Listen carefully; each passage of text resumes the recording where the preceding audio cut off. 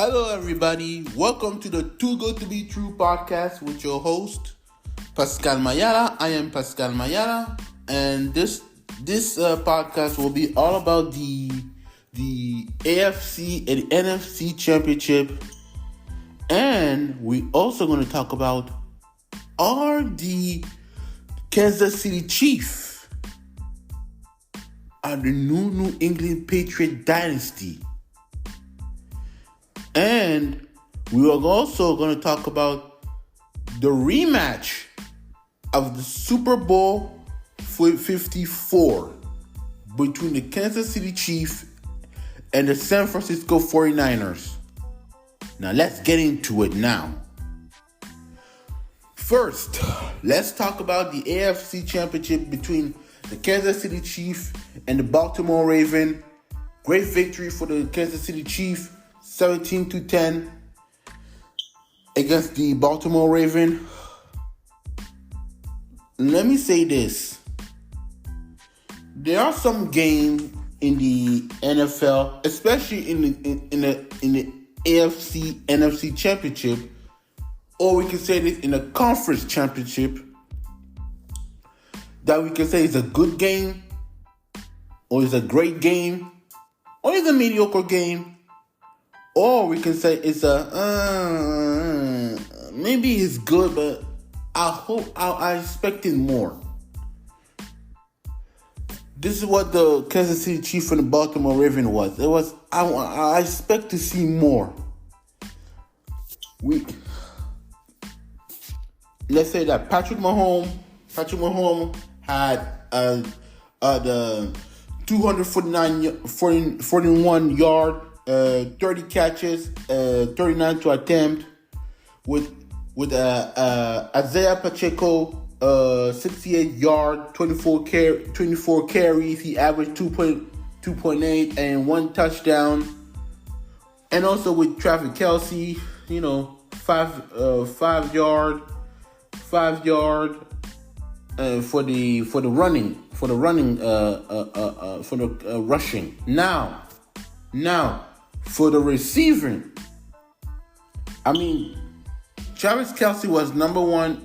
He's number one target. Patrick Mahomes is the one who threw to Travis Kelce. And also, let's say this: congratulations to Travis Kelce who broke Jerry Rice record for 151 yards during the playoff. Everybody stepped up. Rashid Rice stepped up, for 46 yard. Marcus Valdez-Scantling for 38 yard. Juju Watson stepped up for 60 yard, But who got the more reception? His number one target, Travis Kelce. On the other hand, Baltimore Ravens. Lamar Jackson, he got 272 yards, 20 completion, 37 attempts. He got 1 touchdown and 1 interception. If you look at the stats, Lamar Jackson had 54 yards and 8 carries. He like I said, he's a combination of Michael Vick plus like a juke like Barry Sanders. My Lord. Gus Edwards. For the rushing, 20 yard, Zay Flower for 4 yard. Now in the receiving, Zay Flower. My God, Zay Flower. He should be in the Rookie of the Year contention. He had 115 yard, 5 reception. He averaged 23 and 1 touchdown in 54 long. Nelson Aguilar too. You can't sleep on him. He got 39 yard, but and the rest of the crew like Justin Hill, he got 34 yard. Odell Beckham Jr. He came in the fourth quarter. He got 22 yard. I don't know why they did that, and that's the thing I didn't understand. Why did they not put Odell Beckham Jr. in the first half and even in the third quarter. I didn't understand that why. So, what was the whole resume of the game? Both teams play conservative. I tweeted out on my Twitter account that the Baltimore Ravens are playing conservative with Lamar Jackson in the first half and the third half. Because I don't know why they did not use more of the run. I mean, if the formula works for Lamar Jackson to run or using the run game, why not did not use it at this moment? I mean, I feel bad. I feel bad for Lamar Jackson. For example, Lamar Jackson was standing in the pocket. I mean, he was sacked. Like 3 times. I mean, you can see the frustration on Lamar Jackson's face. Especially in the, I think it was in the third quarter. Yes, in the third quarter, I believe, if I'm not mistaken. Let me look at my notes because I didn't note something.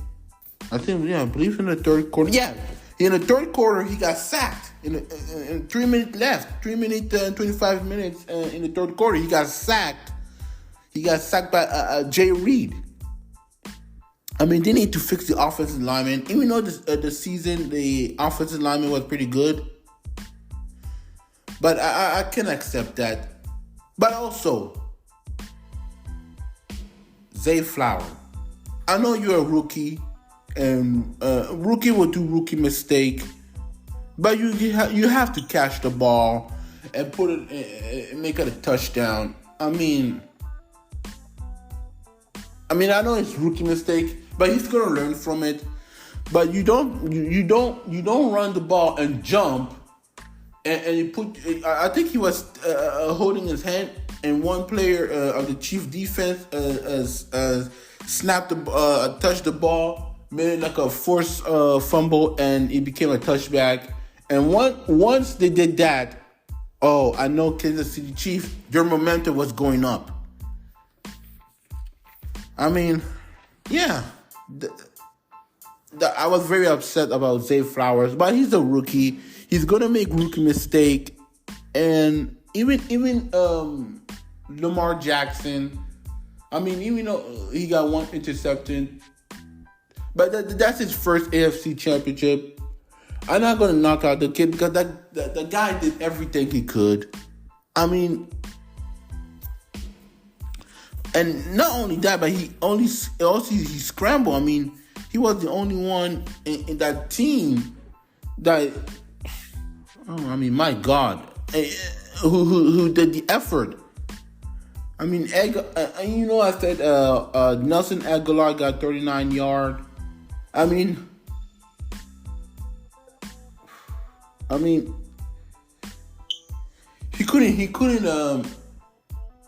He couldn't step up. And why? And I said, why, Coach Harbaugh?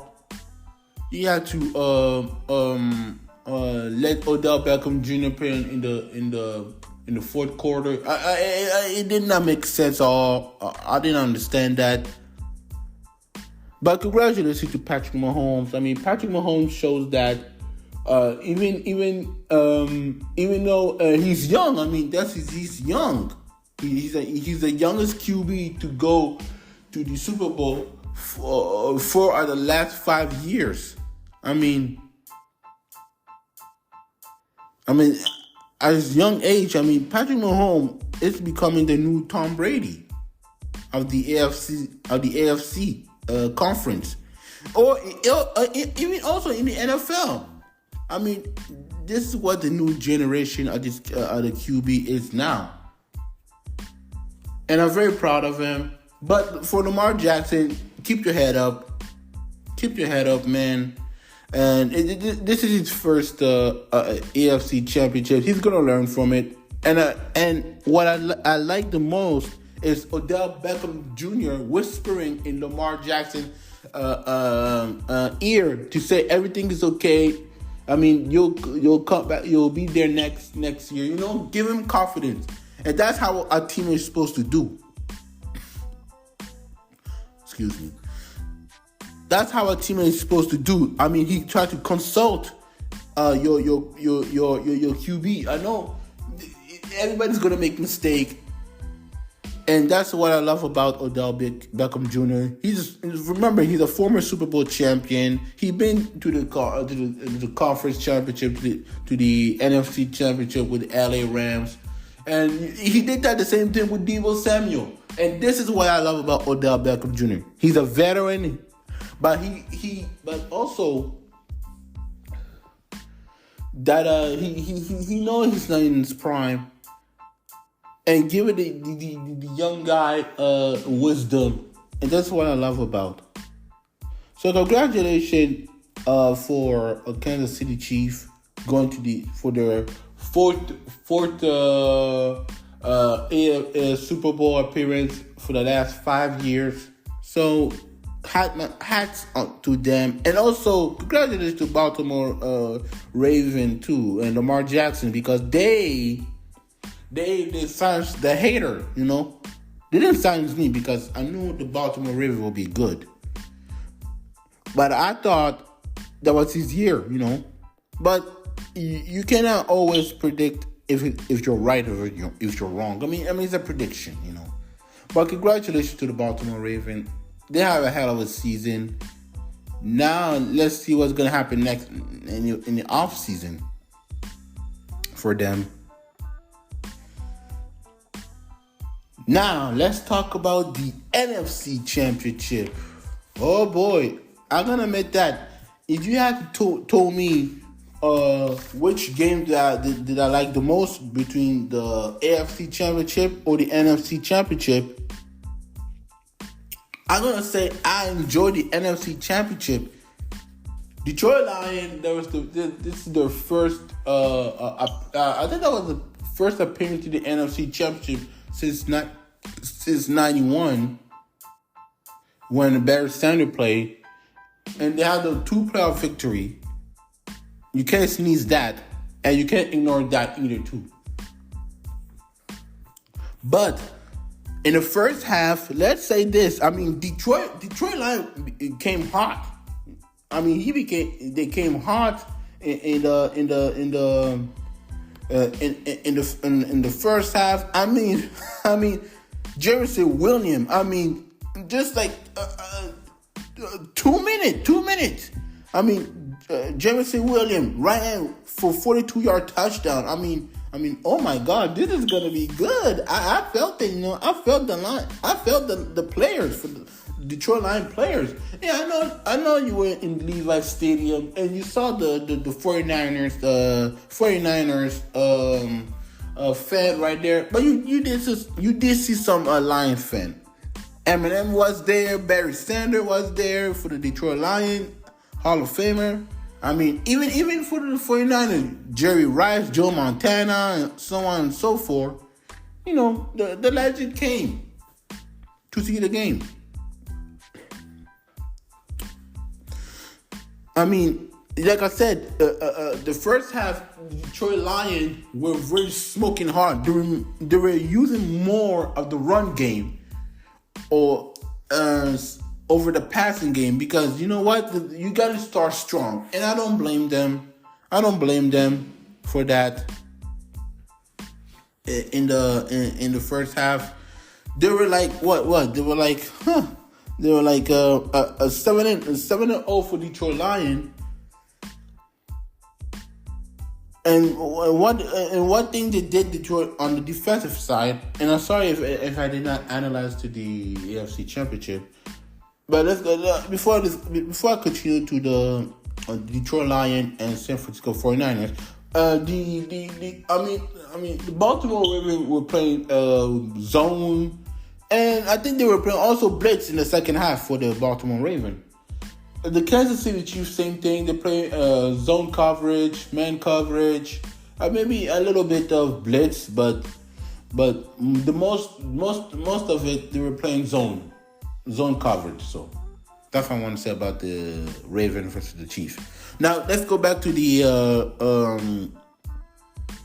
Detroit Lions versus the 49ers. Like I said, Detroit Lions was starting smoking hot. I mean, Detroit were playing most of the time. They were playing man coverage. In the 8 minutes 42. I mean, Brock Purdy tried to throw the pass incomplete, and the kicker tried to make a field goal. It was no good. Then Detroit had the ball. I mean, my God, David Montgomery. I'll tell you what, David Montgomery, he's a revelation to me. I mean, my God, David Montgomery, he was smoking hot in this game. I mean, in the 2 minute 37, David Montgomery made a touchdown. They led by 14-0. Then the 49ers caught the ball. You know, they did the same thing with what the Detroit Lions did. Give the ball to Christopher McCaffrey. You know, they made a touchdown. I mean, you should. I mean, Christopher McCaffrey, he's a monster. I mean, give a shout out to him, man. And then, let's talk about the wide receiver of this, because I mean, Sam Brown, Samuel Laporta. I mean, they stepped up in the first half. I mean, they let the first half, but with 21-7 in Detroit in the first half. I mean, the defense will show up too, though. I'm not going to sleep on the defense because they didn't do nothing. I mean, Nick Bosa sacked like what? He sacked like Jerry Goff like 2 times, something like that. 2 times like that. You know. And after this, the Detroit Lions made a field goal and halftime 24-7. Now, in the second half, this is where the momentum has changed. I mean, they played like the 49ers they were supposed to play, like in the regular season. You know, Brock Purdy throw the pass to what, Deebo Samuel. I mean, you need to make Deebo Samuel to step up. Even though he stepped up in the first half, I felt like Deebo Samuel were non-existent personally, but Deebo Samuel stepped up. I mean, everybody stepped up. Even George Kittle stepped up in the third quarter.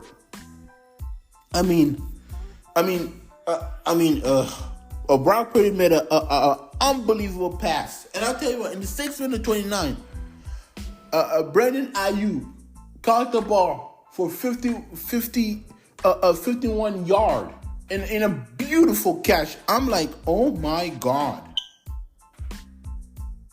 With not only that, but Brandon Ayuk for a touchdown for 6 yards. A beautiful touchdown, I might add. Now it became 24-17. You can see the momentum was coming. It was coming. I mean, Brock Purdy also. Shout out to Brock Purdy too. Brock Purdy stepped up. You know what I'm saying? He stepped up. Same thing in the fourth quarter. I mean, in the defensive, actually, let's go back to the third quarter. In the defense side, the 49ers were playing man coverage over the Detroit Lions. You can see now that the Lions lost a little bit their momentum. And I said to myself, are they coming back? Because if they're coming back, I mean, Detroit Lions will choke the game. And if they do that. And guess what happened? Detroit Lions choked. But I also understand because that's their first NFC Championship for a long time ago. For a long time. But we got to give a shout out to the 49ers because they came back. After that, After that, in the third quarter, like I said, CMC made a touchdown on the red zone. Now they're all tied up. You can see now, and you can look at, if you look at Coach Campbell to his face, he was starting panicking. And also, I don't understand. I understand why he chose in the fourth quarter to throw to make a pass in the fourth quarter to risk it all. But why did he not use the field goal? Especially in the fourth quarter, if I'm not mistaken. Now you can see it's a tied game. It was a tied game between the Lions and the 49ers. You can see now that Jared Goff, he lost also his momentum too. Don't get me wrong. Jared Goff played a solid game. He after this, I will tell you how many passes he did, how many yards he had. But here's the thing. In the fourth quarter, CMC touchdown, 3 minutes left. For Detroit Lions, they did what they did. They did like what? They did a pass completion, pass completion. Jerry Goff tried to do a pass completion to Samuel Laporta, and I know what they're trying to do. They were trying, actually they were not trying to do it. They were trying to pass the ball to David Montgomery to make a touchdown, which they did make a touchdown, by the way. It was like 31-24 for the 49ers.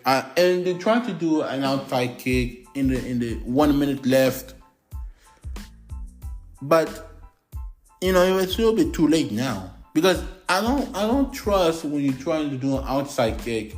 It's not like the Super Bowl 44 when my Saints, in the second half, they did the outside kick and the ball. The Saints caught the ball. You know what I'm saying? Remember, that was a couple of years ago. But let's say this: congratulations to the 49ers. Jared Goff. Let's look at the stats. Jared Goff had 273 yards, 25 completion, 41 attempt. He got sacked like twice. I forgot to say he got sacked about 2 times. His rating average is 80.8. For Brock Purdy, he had 262 yards. 20 completion, 21 attempt. He got 1 touchdown and 1 interception. You can say that. Now for the Russian, David Montgomery. Let me tell you what. I know people will say, who's your MVP? Jared Goff or David Montgomery? I would say it's David Montgomery. He got 15 carries, 93 yards. He averaged 6.21 touchdown, 60 long. Same thing with Jahmyr Gibbs. Jahmyr Gibbs also, he stepped up. I gotta admit that Jahmyr Gibbs stepped up. He got 12 carries, 45 yards, 3.8 average. He averaged 2.8. 1 touchdown. Same thing for Jefferson Williams. All those 3 running back, they all stepped up. It's rare to see 3 running back to have 1 touchdown. It's very rare in today's in modern day game. Now for the receiving, Sam Laporta, like I said, he got 9 reception, 97 yards. He has 0 touchdown. Emerald St. Brown, he got 87 yards, 0 touchdown. He got 7 reception, 9 for Sam Laporta. Like I said, Jameson Williams, same thing, 25 yards, 1 touchdown. Everybody's a little bit stepped up. Now for the 49ers, like I said, they were amazing in the fourth quarter. They came back from a 17, from a 24-7. Shout out to them. They did what they're supposed to do. Christian McCaffrey, 90 yard, 20 carries, 2 touchdowns. I mean, Brock Purdy also, he scrambled for 48 yard. Elijah Mitchell, 7 yard, 1 touchdown. Deebo Samuel was non-existent, but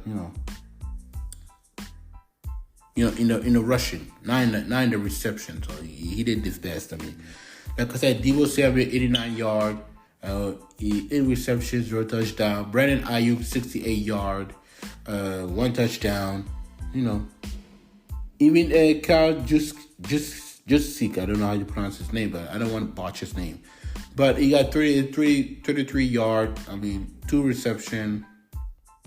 But I mean, Deebo Samuel was targeted 9 times, and the other side for the line, I mean, Samuel Party was targeted 13 times over Amon-Ra St. Brown to his 11. I mean, but congratulations to the 49ers to going back to the Super Bowl. Now we have not the AFC and NFC Championship are set. The Chiefs and the 49er, the rematch. And after the game, I was thinking to myself, are the Kansas City Chiefs or the New England Patriots at this modern day? Because what Patrick Mahomes is doing is amazing. Actually, even the Chiefs. I mean, the Chiefs fooled us. I mean, I thought they were playing bad this season. I mean, all the wide receivers couldn't catch the ball. They couldn't do anything. I mean, the defense stepped up. I gotta admit that the defense stepped up. I mean, we don't give the credit to the defense, but I'm gonna give the defensive linemen props too. So shout out to them too. Sorry. Now, like I said, are the Kansas City Chiefs are the New England Patriot dynasty? I would say yes. But what Andy Reid and Patrick Mahomes are doing is phenomenal. They are phenomenal. They're an amazing franchise. I mean, Patrick Mahomes is special. Patrick Mahomes is special. And Andy Reid is like the new Bill Belichick. I cannot remember last time we have seen a team who go back to the Super Bowl for the last 5 years, like the Chiefs. And I know everybody will say, but wait a minute, Pascal. The Patriots back in the 2000s, they went to the Super Bowl 3 out of the last 4. That's true. That's true. And we've seen that many times. The Cowboys in the 90s. I mean, the 49ers, 49ers, they went back-to-back. The Broncos went back-to-back. The Green Bay Packers in the mid-60s back-to-back. The Pittsburgh Steelers back-to-back Super Bowl. Sorry. But we have never seen something like this. A team go back to the Super Bowl for the four for the last 5 years. I mean, imagine if the Chiefs have beaten the Bengals in the AFC Championship. That means they will go like 5 straight for 5 years. But they did it. Are we seeing Patrick Mahomes, the new Tom Brady? And can he threat Tom Brady's legacy to be considered in the GOAT conversation? Because I've seen a lot of media and even podcasts saying that Patrick Mahomes is in a tier to threat Tom Brady to the GOAT of discussion. I would say not yet. I want to see his longevity career for that. I want to see it to believe it. But don't be, and I said, don't be in the prison of the moment. Don't be in the prison of the moment, because sometimes it comes back to haunt you. Now, are the Chiefs are a dynasty? Yes, they're already being a dynasty. I mean, they are a dynasty. If they win, I don't want to give the Super Bowl prediction right now. I just want to talk about the moment. But imagine if they win, are we consider them a dynasty now? You let me know if they're a dynasty. Now, let's talk about the rematch. The 49ers versus the Chiefs in Super Bowl 58 in Las Vegas. Oh boy. Viva Las Vegas. Viva Las Vegas. Viva Las Vegas. That's my momentum right now. Now, the match are set.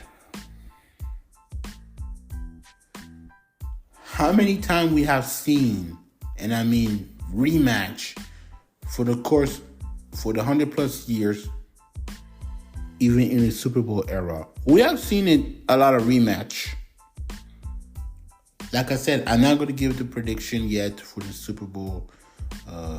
For this Super Bowl 49er versus the Chiefs right now. But let's say how many times we have seen rematch. It goes back like in the 70s. The Cowboys versus the Steelers. The Cowboys versus the Bills. The New York Giants versus the New England Patriots. We have seen that. Or the New England Patriots versus the Philadelphia Eagles. The New England Patriots versus the Los Angeles Rams. And also / St. Louis. I might add. We have seen that. I don't know how many percent that the rematch. How many times that we've seen rematch, and I don't know, but I'll do my research here the next time where we talk about it. But right now we're talking about the Chiefs and the 49ers. I believe the last time the 49ers and the Chiefs played each other, it was in Hard Rock Stadium in Miami, when the Chiefs won against the 49ers 31-20. And Jimmy Garoppolo were the QB, you know. And that was also the period of time that we were talking about, that the COVID era was pretty much started, you know, in February, you know, so on and so forth. And to me, I like rematches. I gotta be honest with you. I do like rematch because it gave me that Eli Manning, Tom Brady feel, you know. That Philadelphia Eagles versus the New England Patriots. We've seen this vibe all the time, you know. I always felt that way. That I love the storyline the storyline of the NFL. Because there's some Super Bowl, you go watch a game in the Super Bowl and you try to understand the context of it. Most of those context doesn't make sense. Other time it does make sense. Like example, like I said, the Patriots versus the Giants. The second time, can Tom Brady beat Eli Manning? But he failed. Tom Brady lost to Eli Manning twice. Even back in the 70s, I want to make it clear. I made a mistake. I know the Steelers and the Cowboys they met 3 times. The Cowboys won 1. But I'm talking about revenge story in the 70s. The Roger Staubach versus Terry Bradshaw, those crew. That's what I'm talking about. A revenge story. And I can never remember the last time I saw a revenge match with two teams had been in the Super Bowl since Super Bowl 54. But one quarterback been to the Super Bowl, the other he was a backup.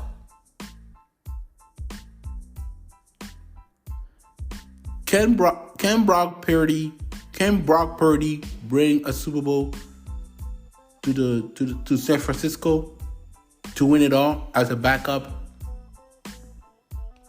Now as a starter now.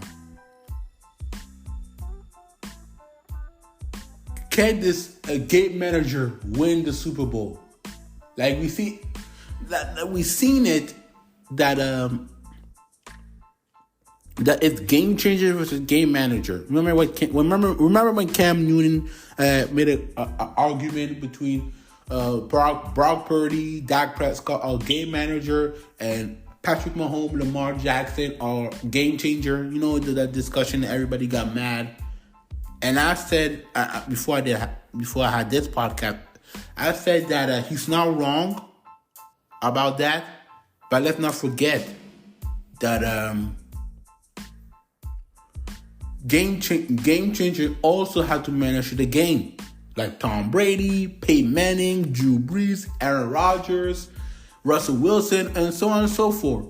Even the Hall of Famer like Joe Montana, John Elway, Steve Young, Troy Aikman, Terry Bradshaw, Roger Staubach, and all other QBs. Even Joe Namath, he has to manage the game.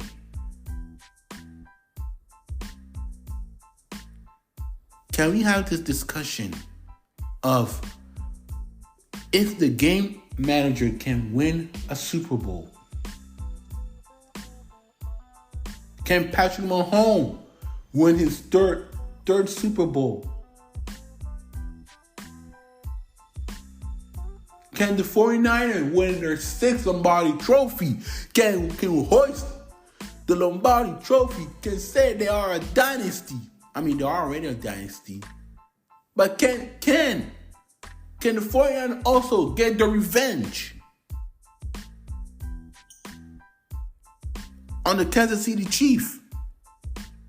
Can Mike Shanahan get out the monkey off his back after that Super Bowl 54 debacle?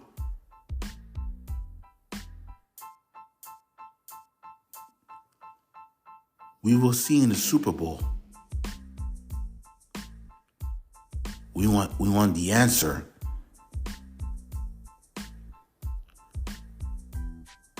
I can't wait to see the Super Bowl in 2 weeks. It will be very interesting to see what's going to happen in the Super Bowl.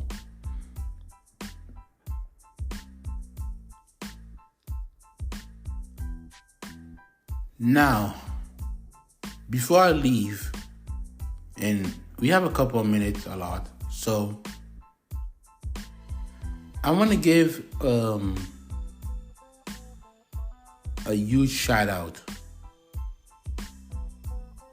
to the Detroit Lions fan, because even though in the stadium you saw a lot of 49ers, and we saw Eminem flip the bird on the 49er fan, but at Ford Field in Detroit, Michigan, people were happy. I'd never seen the Detroit Lions fan hyped up for their team. I mean, if you know the city of Detroit, I've never been to Detroit.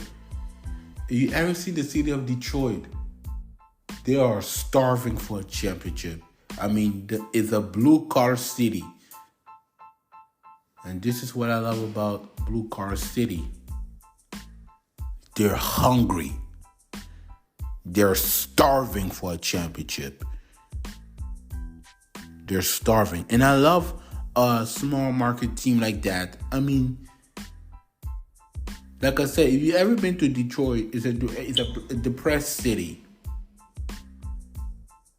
I mean, there's a lot of bad things we talk about Detroit. You know, a lot of bad things. But I would give my flowers to the Detroit Lions fan, because they deserve everything. They deserve the love. They deserve the biggest applaud for it. I never been to Detroit, but one day I will go to Detroit to visit it.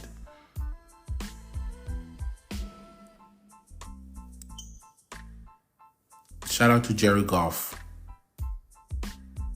Shout out to Dan Campbell. Shout out to the David Montgomery, the Sam Laporta, the Amon St. Brown of the world.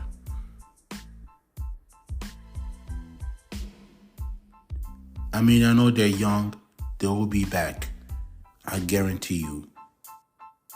Heartbreaking. But we always, you know what they always say? It's a teachable moment for a team like Detroit. And it's also a viable lesson. Losing is the way of teaching. It's the teaching that we learn how to make our mistake. I mean, shout out to everybody. To the Lion fan. To Jared Goff. I mean, Jared Goff, the guy, he was playing like a true MVP. They need to put a monument in Ford Field with Dan Campbell, with Sam Laporta, David Montgomery. They deserve a monument in the next 20 years. They deserve it, everything.